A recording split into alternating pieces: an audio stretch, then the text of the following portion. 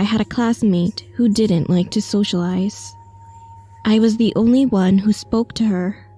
One day, she messaged me an article about cat abuse, knowing that I had a cat. I replied to her, saying, "Wow, that's literally insane." She then started pretending she was close to me and continued to send articles about cat abuse or pictures of dead, such as road-killed cats. Feeling uncomfortable, I slowly began to avoid her. And one day, I suddenly felt like she took a picture of me. While she left her seat, I decided to secretly check her cell phone. Surprisingly, the phone was not locked, so I could easily enter her photo gallery. And then, what I saw was horribly shocking. There were over 80 photos of me that I didn't even know she took. I got goosebumps when I saw the folder's name. It had my name. And there was one more folder, Cat, which contained pictures of dead bodies and the several articles that my friend had sent me. This story is about my friend's sister. The friend's family was living in a large apartment complex. One day, his sister went out, and this incident happened at that moment. Her ex-boyfriend, who was waiting for her, hit her on the head with a piece of sidewalk block and just killed her. The security ran towards them in surprise, but he ran away, went up to the roof of another apartment complex, and killed himself on the spot. After that, there were 2 memorial altars set up for both the woman and the man, and ironically, they were located right next to each other. And meanwhile, the bereaved family of the man insisted on this. They told my friend's family, "Let's join their souls in marriage."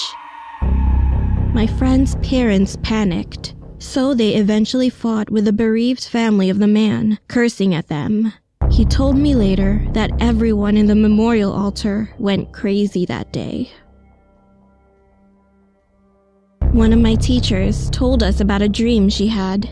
She had a dream about 3 or 4 years after her grandfather passed away.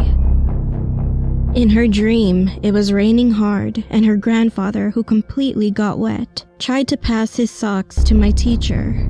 Even though she loved him very much, she kept refusing because she didn't want to receive them for some reason. Then suddenly, the view abruptly changed, and my teacher was in the car. She was driving through a very big tunnel. At some point, she started dozing off, pressed on the brake, and then woke up. She thought it was just a strange dream at first. Another day, she was driving in a car with her husband. She usually doesn't sleep when she's in the car, but she started dozing off in the front passenger seat on that day. When she woke up, she found that the place they were passing through was the same big tunnel she saw in her dream, and her husband was falling asleep next to her as well. Being startled, she immediately woke her husband up, and they returned home safely. She suddenly remembered her dream, so she visited an expert to get any advice on dream interpretation. And the story goes like this. When you receive an item from a person who passed away, then you will die. Anyway, my teacher soon forgot about it for several years, until 7 years had passed.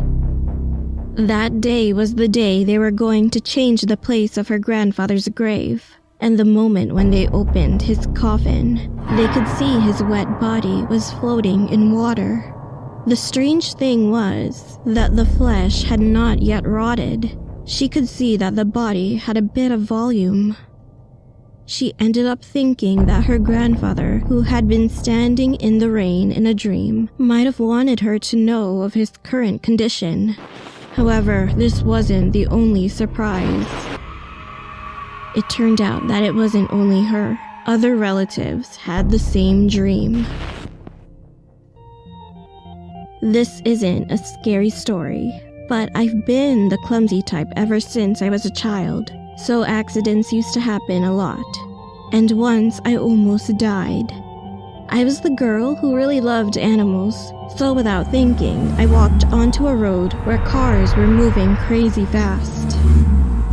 I didn't put much thought into the things I did when I was a child.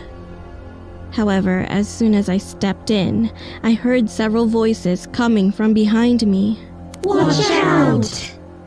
Surprised, I fell backward and fortunately wasn't on the road. But when I looked back, there was no one behind me. My big brother was there, and with a tearful voice he said, "Hey, what if you got hurt?